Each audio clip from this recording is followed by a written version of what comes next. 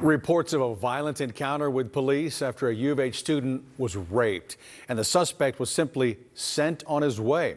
Records show police had Eric Brown in custody Friday night, but he was released on Saturday. He was only charged with a crime today, and the big question for police and prosecutors: who knew about this case and when? ABC 13's Alex Bozarchian joins us live, and there's been a lot of confusion over that, but the result is clear.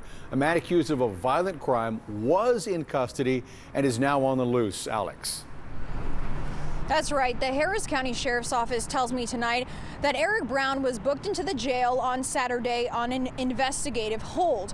Well, the DA's office said it had nothing to do with the sex assault charge. They say the University of Houston police requested charges for a scuffle Brown got into with officers when he was arrested. Well, those charges didn't stick and Brown was released. And he's not the only suspect in the win tonight.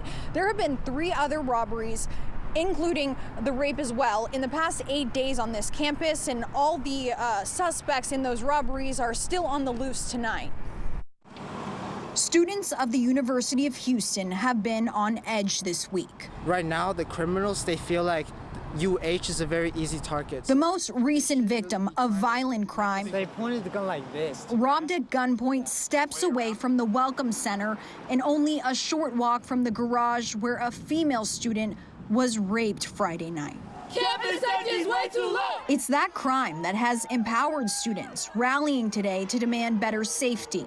And tonight, we're learning law enforcement agencies involved in that investigation seemingly struggled with communication. I can't say that I'm surprised. We know from court documents filed Wednesday that the suspect is Eric Brown.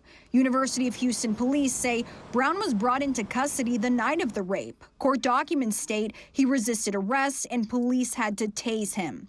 The Harris County DA's office says UHPD wanted prosecutors to charge Brown for that interaction with police.